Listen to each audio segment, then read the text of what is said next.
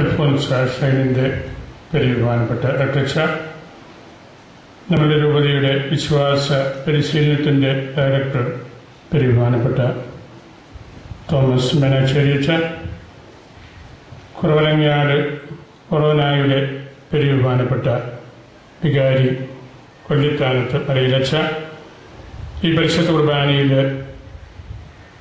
സഹകാർമ്മികരായിട്ട് പങ്കെടുക്കുന്ന മറ്റ് പ്രിയപ്പെട്ട അച്ഛന്മാരെ, ഏറ്റവും വാത്സല്യമുള്ള കുട്ടികളെ, മാതാപിതാക്കളെ, സമർപ്പിതരെ, മറ്റ് സഹോദരങ്ങളെ, ഞാനൊരു 10-12 മിനിറ്റുകൾ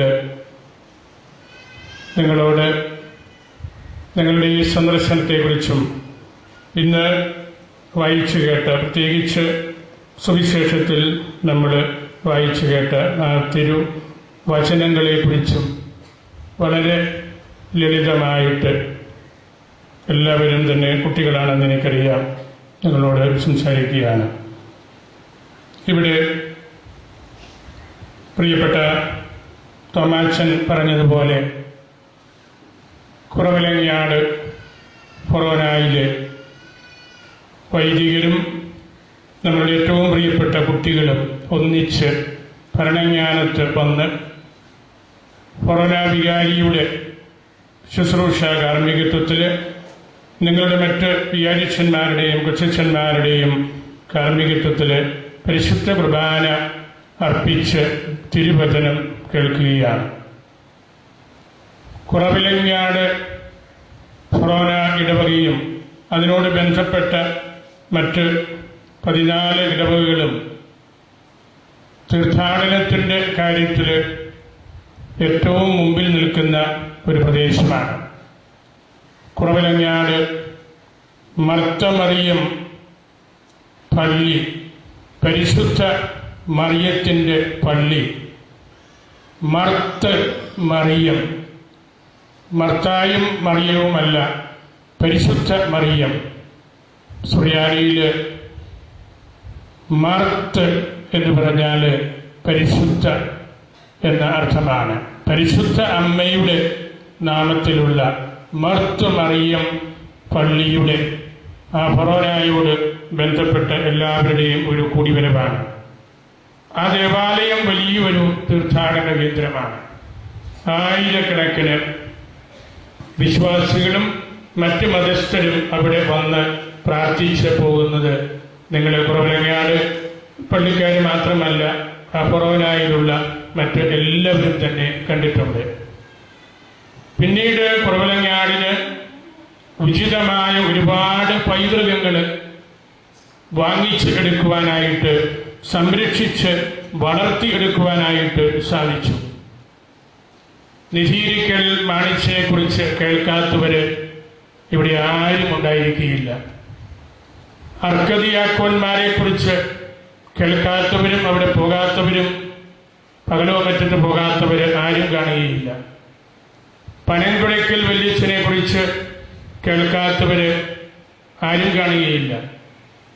കുറവലങ്ങാട് പള്ളിമുറിയും കർമ്മലീത്ത മഠവും ഹൈസ്കൂളും അതുപോലുള്ള മറ്റ് കാര്യങ്ങളുമൊക്കെ കാണാത്തവരും അവിടെ പോകാത്തവരും ആരും കാണുകയില്ല. വലിയ ഒരു ക്രിസ്തീയ പൈതൃകം പലതരത്തിൽ സംരക്ഷിക്കുന്ന ഒരു പ്രദേശമാണ്. ആ സ്ഥാപനങ്ങളെല്ലാം, ആ വ്യക്തികളെല്ലാം തീർത്ഥാടനങ്ങളെ പ്രോത്സാഹിപ്പിച്ചിട്ടുമുണ്ട്. കുറവലങ്ങാട് പള്ളിമുറി തന്നെ വലിയൊരു തീർത്ഥാടന കേന്ദ്രമാണ്.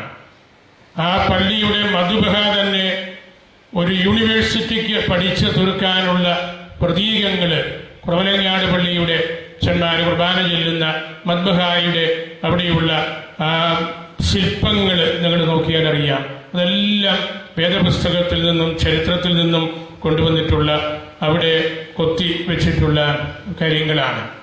കുറവലങ്ങാട് പള്ളിമുറി നിധീരിക്കൽ മാണിച്ചന് അദ്ദേഹത്തിൻ്റെ ദീർഘവീക്ഷണത്തിൽ ഒരുപക്ഷെ സിറോ മലബാർ സഭയുടെ ഭരണകേന്ദ്രം തന്നെ കുറവലങ്ങാട് ആയി ഭവിച്ചെങ്കിൽ അവിടെയായിരിക്കണം സഭാതലവൻ മേജർ ആർച്ച് ബിഷപ്പ് താമസിക്കേണ്ടത് എന്ന് മനസ്സിൽ കരുതി പണിയിപ്പിച്ച പള്ളിമുറിയാണ്. അവിടെ ഇന്ന് നമ്മളുടെ വികാരിച്ചൻ താമസിക്കുന്നു എന്ന് മാത്രമേ ഉള്ളൂ. ചെറിയൊരു വ്യത്യാസമേ ഉള്ളൂ. അദ്ദേഹം അത്ര വലിയ ഒരു ദീർഘവീക്ഷണത്തോടുകൂടി പണിയിപ്പിച്ച പള്ളിമുറി ലോകത്തിലെ ഒരിടത്തും അതുപോലുള്ള ഒരു പള്ളിമുറി നമ്മൾ കാണുകയില്ല. നമ്മുടെ ഇവിടുത്തെ ഭരണങ്ങാനം പള്ളിമുറിയൊക്കെ വളരെ വലുതാണ്. പക്ഷേ കുറവലങ്ങാടിൻ്റെ ചരിത്രവും ആ പള്ളിമുറിയുടെ പ്രസക്തിയും ഒക്കെ നോക്കുമ്പോൾ അതും വലിയൊരു തീർത്ഥാടന കേന്ദ്രമാണ്. അങ്ങനെയുള്ള പ്രദേശത്ത് നിന്നാണ് നിങ്ങൾ ആയിരക്കണക്കിന് കുട്ടികൾ നമ്മളുടെ ലോകത്തിൻ്റെ സാർവത്രിക സഭയുടെ അൽഫോൻസാമ്മയുടെ പക്കലേക്ക് വന്നിരിക്കുന്നത്. പൗലോസ് പത്രോസിനെ സന്ദർശിക്കാൻ വേണ്ടി ജെറൂസലത്തേക്ക് വന്നതുപോലെയാണ് കുറവലങ്ങാടുകാർ ഇവിടെ ഭരണങ്ങാനത്ത് വന്ന് എല്ലാവരും ഒന്നിച്ച് പരിശുദ്ധ കുർബാനയിലും അതിൻ്റെ നടുവിലുള്ള തിരുവചന പ്രഘോഷണത്തിലുമെല്ലാം പങ്കെടുക്കുന്നത്. അൽഫോൻസാമ്മ സ്വർഗത്തിലിരുന്നുകൊണ്ട് ഇത്ര ആയിരക്കണക്കിന് കുട്ടികൾ ഇവിടെ വന്ന് അൽഫോൻസാമ്മയ്ക്ക് ചുറ്റും ആയിരിക്കുന്നത് കാണുമ്പോൾ അൽഫോൻസാമ്മ തീർച്ചയായിട്ടും ജീവിച്ചിരുന്ന ആ കാലഘട്ടത്തിലേക്ക് തന്നെ ഓർത്ത് സന്തോഷിക്കുന്നത് കാണും. അൽഫോൻസാമ്മയെ കുട്ടികൾക്ക് എല്ലാം ഇഷ്ടമായിരുന്നു. അങ്ങനെയുള്ള വലിയ ഒരു അടുപ്പവും ഇഷ്ടവുമാണ് അൽഫോൻസാമ്മയുടെ ഈ പുണ്യ കുടീരം ഇതുപോലെ എല്ലാ ദിവസവും തന്നെ ആളുകൾ വരുന്ന സ്ഥലമായത്. ഞാൻ ഇന്നലെ രാത്രി 11 മണിക്കാണ് സിനഡിൽ നിന്ന്, ഞായറാഴ്ച സിനഡില്ലാത്ത ദിവസമാണ് പാലായിൽ എത്തിച്ചേർന്നത്. സിനഡിന്റെ അവസരത്തിൽ പല പ്രാവശ്യം പിതാക്കന്മാർ ഈ ഭരണജ്ഞാനം തീർത്ഥാടനത്തെക്കുറിച്ച് അവർ കുറവലങ്ങാട് പള്ളിയിൽ CBCAക്ക് വന്നപ്പോൾ എത്തിയതിനെ കുറിച്ചെല്ലാം പറയുകയുണ്ടായി. അതൊക്കെ നമുക്ക് വലിയ ബലവും സന്തോഷവും നൽകുന്ന കാര്യമാണെന്ന് നിങ്ങളെല്ലാം തിരിച്ചറിയണം. ചരിത്രപരമായ കാര്യമാണ് കുറവലങ്ങാട് പള്ളിയുടെയും അതിനോട് ബന്ധപ്പെട്ട് നിൽക്കുന്ന മറ്റു പള്ളികളും. ഒരുപക്ഷെ ഇന്ന് വളരെ പ്രസക്തമായ രീതിയിൽ ഭരണജ്ഞാനം അൽഫോൻസ ഷ്രൈനിൻ്റെ കാര്യവുമൊക്കെ ചരിത്രത്തിൽ വലിയ പ്രാധാന്യം നേടിയെടുത്ത കാര്യമാണെന്ന് എല്ലാവരും തിരിച്ചറിയണം. ചരിത്ര ബോധമുള്ളവരായിട്ട് നമ്മൾ വളരണം. ഭരണജ്ഞാനത്തെക്കുറിച്ചും കുറവലങ്ങാടിനെ കുറിച്ചുമൊക്കെ നിങ്ങൾ കുട്ടികൾ നല്ലതുപോലെ പഠിക്കണം. കുറവലങ്ങാടിൻ്റെ ചരിത്രവും അൽഫോൻസാമ്മയുടെ വിശുദ്ധമായ ജീവിതവും ഒക്കെ ഇനിയും നല്ലതുപോലെ പഠിച്ച് പുസ്തകങ്ങൾ എഴുതി പ്രസംഗിച്ച് അതെല്ലാവർക്കും കൂടുതൽ ഉൾക്കാഴ്ചകൾ ലഭിക്കത്തക്ക രീതിയിൽ കൊണ്ടുവരാൻ നിങ്ങൾക്കെല്ലാവർക്കും ചുമതലയുണ്ട്, ഉത്തരവാദിത്വമുണ്ട്.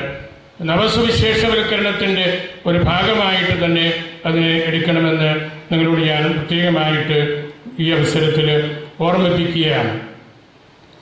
ഇന്നത്തെ സുവിശേഷം ലൂക്ക അറിയിച്ച സുവിശേഷം 6-ാം അധ്യായത്തിലെ 12 മുതലുള്ള തിരുവചനങ്ങളാണല്ലോ നമ്മൾ കേട്ടത്. സുവിശേഷങ്ങളിലെ തന്നെ ഏറ്റവും പ്രധാനപ്പെട്ട ഒരു ഭാഗമാണ് കർത്താവ് 12 സ്ലീഹന്മാരെ വിളിക്കുന്ന ആരംഗം. അതിനോട് ചേർന്നുള്ള ഒരു പഴയ നിയമ പ്രതീകം നിങ്ങളുടെ മുമ്പിൽ ഞാൻ ഒന്ന് സൂചിപ്പിക്കുക മാത്രം ചെയ്യുകയാണ്. ഇസ്രായേൽക്കാർ യാത്ര ചെയ്ത് ഏലോമിൽ എത്തിയപ്പോൾ, ഒരു പ്രധാനപ്പെട്ട സ്ഥലമാണ്, അവർ പാളയമടിച്ച് താമസിക്കുക എന്ന് പറയുമല്ലോ.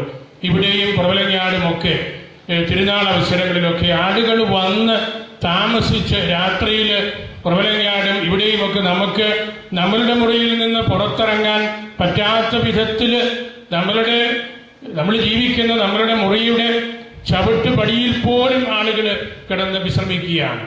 അങ്ങനെയുള്ള വലിയൊരു സ്ഥലത്താണ് ഇസ്രായേൽക്കാർ കുറേ നാളുകൾ താമസിച്ചത്. അത് എക്സോഡസ് പുസ്തകത്തിൽ വളരെ വിശദമായിട്ട് അതിൻ്റെ വിശദീകരണം കൊടുക്കുന്നുണ്ട്.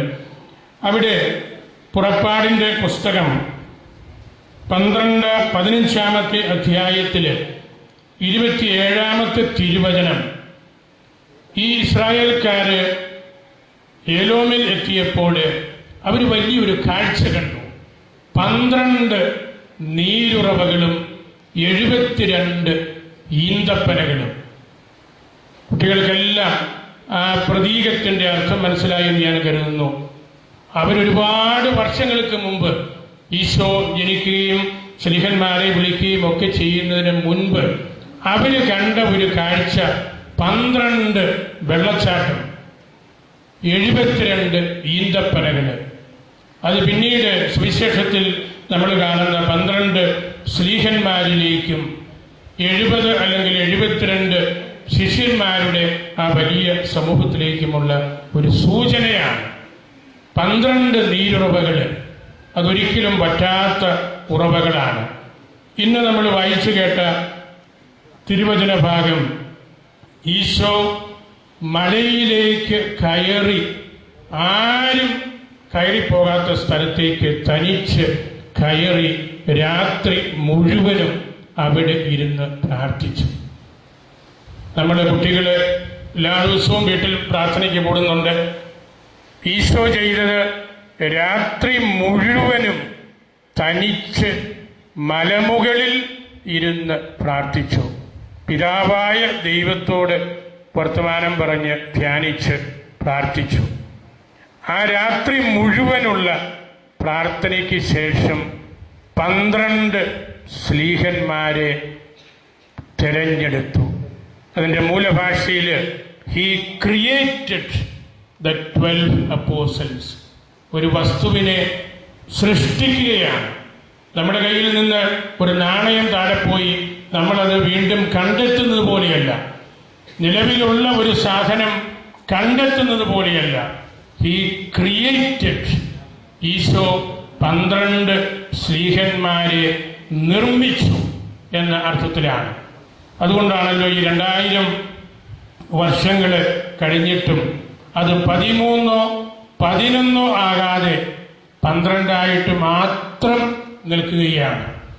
അത് ഈശോയുടെ നിർമ്മിതിയാണ്.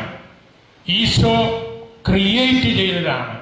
അത് 12 കൂടരുതെന്നും ആ 12 പേരിൽ ഒരു വ്യക്തിക്ക് ബുദ്ധിമുട്ട് വന്നപ്പോൾ അങ്ങനെ ഒരാൾ പോയെങ്കിലും അത് 12 തന്നെ വളർന്നു നിൽക്കണമെന്നും ഈശോയ്ക്ക് നിർബന്ധമുണ്ടായിരുന്നു.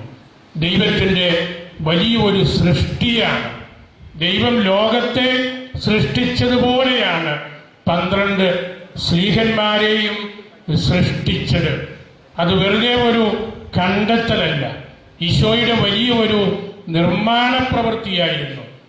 ആ നിർമ്മാണത്തിൻ്റെ പിറകില് രാത്രി മുഴുവനും ഈശോ മലയുടെ മുകളിൽ കയറി ഇരുന്ന് പ്രാർത്ഥിച്ചു.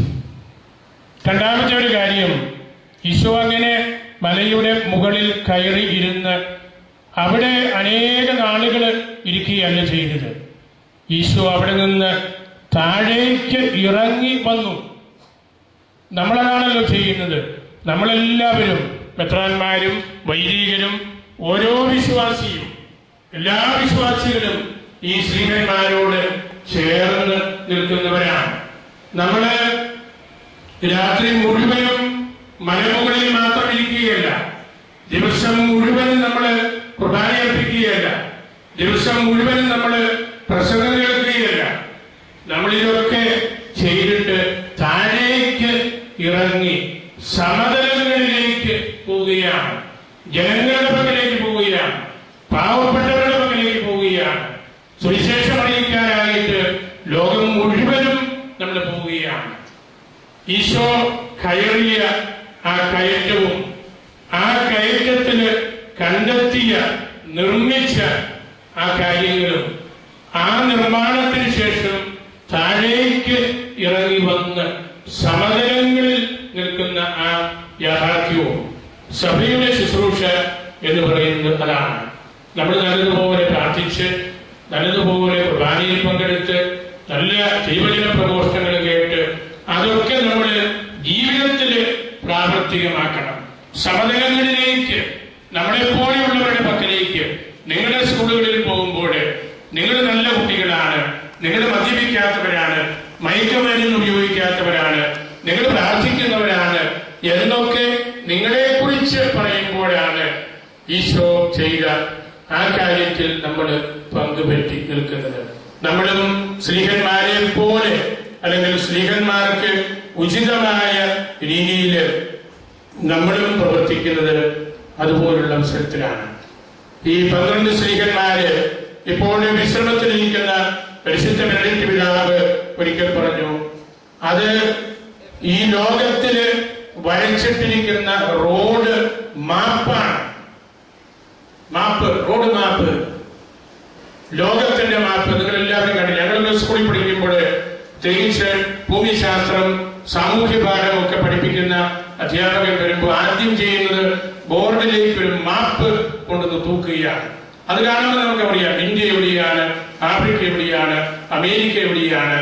അത് നമുക്ക് നല്ല ഒരു ലോക പരിജ്ഞാനം തരികയാണ്. ഓരോ രാജ്യവും എവിടെയാണ്. ഇന്ന് ഒരു പക്ഷേ നിങ്ങളെല്ലാം കമ്പ്യൂട്ടറിലായിരിക്കും കാണുന്നത്, അതുപോലുള്ള സാങ്കേതിക വിദ്യകൾ നോക്കിയായിരിക്കും പഠിക്കുന്നത്. ഈ സ്ത്രീഹന്മാര് ഇതുപോലുള്ള റോഡ് മാപ്പാണ്. ലോകം മുഴുവനും അവര് പോയി പ്രസംഗിച്ചു. അവര് പോയ വഴികളിലാണ് നമ്മൾ നിൽക്കുന്നത്. ജെറുസലത്തിൽ നിന്ന് തോമാസ് ശ്ലീഹ ഇവിടെ വന്ന് സുവിശേഷം പ്രസംഗിച്ച ആ റോഡ് മാപ്പ്, ആ പൈതൃകത്തില്, ആ ശ്ലീഹായുടെ പാരമ്പര്യത്തിൽ നിൽക്കുന്നവരാണ് നമ്മള്. നമുക്കത് ഏറ്റവും പുരാതനമായ പ്രബലജ്ഞാനന്റെ ഒക്കെ ഒരു പ്രത്യേകത അതാണല്ലോ.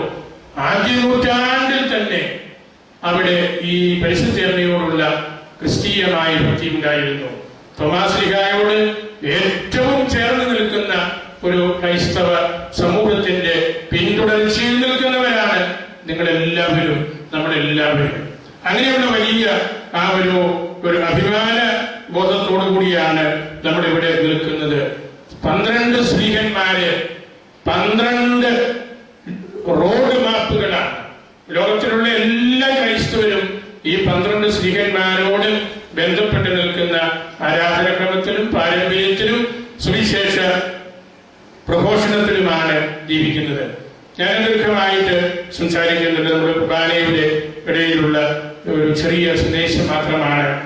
ഈശോ മലമുകളിലേക്ക് കയറിയത് ഒന്നുകൂടെ കുട്ടികളെല്ലാവരും മനസ്സിൽ ഓർക്കുക. മലമുകളിൽ കയറി നമുക്ക് വേണ്ടിയാണ് ഈശോ പ്രാർത്ഥിച്ചത് രാത്രി മുഴുവനും.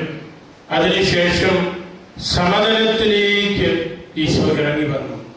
നിങ്ങൾ ഒരു തീർത്ഥാടനം നടത്തുമ്പോൾ, അൽഫോൻസാമ്മയുടെ അടുത്ത് വരുമ്പോൾ നിങ്ങൾ മലമുകളിൽ കയറുകയാണ്. വീട്ടിൽ ചെല്ലുമ്പോൾ നിങ്ങളുടെ അച്ഛനും അമ്മയും വല്യപ്പനും ഒക്കെ ചോദിക്കും, ഏതച്ഛനാണ് കുർബാനയിലേത്, ആരൊക്കെ ഉണ്ടായിരുന്നു കുർബാനയ്ക്ക്, ആരാണ് പ്രസംഗിച്ചത്, ഇവിടെ വന്നപ്പോൾ ഇവിടുത്തെ അച്ഛനെയും മറ്റച്ഛന്മാരെയും കണ്ടോ, വിശ്വാസ പരിശീലനത്തിന്റെ അച്ഛനുണ്ടായിരുന്നു. ഈ ചോദ്യങ്ങളെല്ലാം വീട്ടിൽ ചെല്ലുമ്പോൾ ചോദിക്കും. അതും ഒരു കാറ്റഗൈസിസാണ്. നിങ്ങൾ അതിനെല്ലാം ഉത്തരം പറയുമ്പോൾ ഒരു പരിശീലനം അവിടെ നടക്കുകയാണ്. ഞാൻ ഒരു ഇമേജിൽ കൂടി, ഒരു സാദൃശ്യം കൂടെ പറഞ്ഞ് അവസാനിപ്പിക്കുകയാണ്. മലമുകളിലേക്ക് കയറുന്ന ആ ഈശോയുടെ ഒരു ചിത്രം, ഈശോയുടെ പാദത്തിനടുത്തിരുന്ന് ദൈവവചനം ധ്യാനിക്കുന്ന ആ മറിയത്തിലുണ്ട്. സമതലത്തിലേക്ക് ജോലികളുമായിട്ട് പോകുന്ന ആ സഭയുടെ ശുശ്രൂഷ ഒരുപാട് ജോലി ചെയ്തുകൊണ്ടിരിക്കുന്ന ആ മർത്തായിലുണ്ട്. മർത്ത സമതലത്തിലേക്ക് പോയവളാണ്, ജോലി ചെയ്തവളാണ്, വീട്ടുകാര്യം നോക്കിയവളാണ്, ഈശോയ്ക്ക് ഭക്ഷണം ഒരുക്കിയവളാണ്. എന്നാൽ ഉന്നതമായ ചിന്തകളിലേക്ക് ദൈവവചനം കേട്ടിരുന്ന ആ മലകയറ്റം നടത്തിയ വ്യക്തി മറിയമാണ്. അത് രണ്ടും ഒരു വീട്ടിലെ 2 സ്ത്രീകളാണ്, ചേട്ടത്തിയും അനിയത്തിയാണ്.